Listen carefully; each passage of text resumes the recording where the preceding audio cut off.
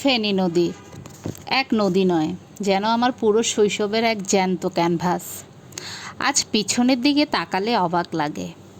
তখন আমাদের ঘরে ট্যাবে জল পড়ার জন্য কোনো যান্ত্রিক মোটর ছিল না, ছিল না আধুনিক গোসলখানার ঝর্ণা। কিন্তু নদীর এই টলটলে পানি আমাদের শরীরের সমস্ত ক্লান্তি জুড়িয়ে দিত। দুপুর হলেই ঠাকুমার আঁচল ধরে নদীর ঘাটে ছুটতাম। ঠাকুমা স্নান করতেন আর আমি মেতে উঠতাম নদীর পানিতে, লাফালাফি আর সাঁতার কাটায়। একবার নদীতে নামলে সময়ের কোনো হিসাব থাকতো না। 1 ঘন্টা 2 ঘন্টা কখন পার হয়ে যেত টেরই পেতাম না। এই নদীতেই জড়িয়ে আছে বাবার সাথে আমার জীবনের প্রথম সাঁতার শেখার স্মৃতি। নদীটির ওপারে ভারতের সীমানা আর এপারে আমাদের বাংলাদেশ। সীমান্তের কোল ঘেঁষে নদীতে কিছু বড় বড় গাছ ছিল, যার গোড়ায় ছিল গভীর গর্ত। সেখানে বাবার হাত ধরে কত পানি খেয়ে যে সাঁতার শিখেছি তা বলে শেষ করা যাবে না। আর বিকেলের রোদ যখন একটু হেলে পড়ত নদীর সেই বিশাল চরে, আমাদের আনন্দের কোনো সীমা থাকতো না। সব সঙ্গী সাথীরা মিলে মেতে উঠতাম গোল্লাছুট, বউছি আর কানামাছি খেলায়। নদী, বালুচর আর মুক্ত বাতাস, এটাই ছিল আমাদের দুনিয়া। কালের আবর্তনে দিন বদলেছে। মানুষের ঘরে ঘরে এখন মোটর বসেছে, আলাদা আধুনিক বাথরুম হয়েছে। সভ্যতার ছোঁয়া যেমন এসেছে, তেমনি আবার হারিয়ে গেছে নদীর সেই টলটলে প্রাণবন্ত রূপ। লোকালয়ের আর ময়লা পানি এসে আজ নদীটাকে মলিন করে দিয়েছে। নদীর সেই চিরচারিত উৎসবমুখর পরিবেশ আর আগের মতো শত শত মানুষের আনাগোনা এখন আর দেখা যায় না। সেদিন যখন রামগড় গেলাম, নদীর দিকে তাকাতেই বুকের ভেতরটা কেমন যেন হু হু করে উঠল। নদীতে তখন পানি কম।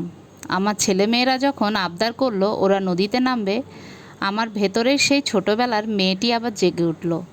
আর সামলাতে পারলাম না নিজেকে।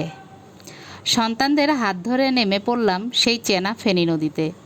বহু বছর পর নদীর পানি ছুঁয়ে মনে হলো আমি আবার আমার সেই সোনালি শৈশবে ফিরে গেছি।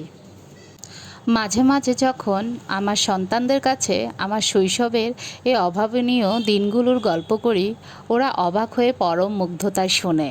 সত্যি, আমাদের সেই সোনালি দিনগুলো, সেই রূপকথার মতো শৈশব আজও আমার হৃদয়ের মণিকোঠায় এক অমূল্য রত্ন হয়ে রয়ে গেছে। নদীর সেই চর আর জল ঠিকই রয়ে গেছে, কেবল বদলে গেছে মানুষের জীবনযাত্রা।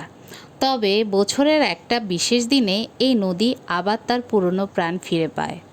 দুর্গা বিসর্জনের দিন, অর্থাৎ দশমীতে এখানে এক বিশাল মিলন মেলা বসে। একসময় দুপারের মানুষ এক হয়ে এই মিলন মেলা জমিয়ে তুলত। কিন্তু এখন ভারতের সীমান্তে কাঁটাতারের বেড়া উঠে যাওয়ায় ওপারের মানুষের আশা অনেকটাই কমে গেছে। মূলত এপারের বাংলাদেশের মানুষের সমাগমেই জমে ওঠে এই দশমীর উৎসব।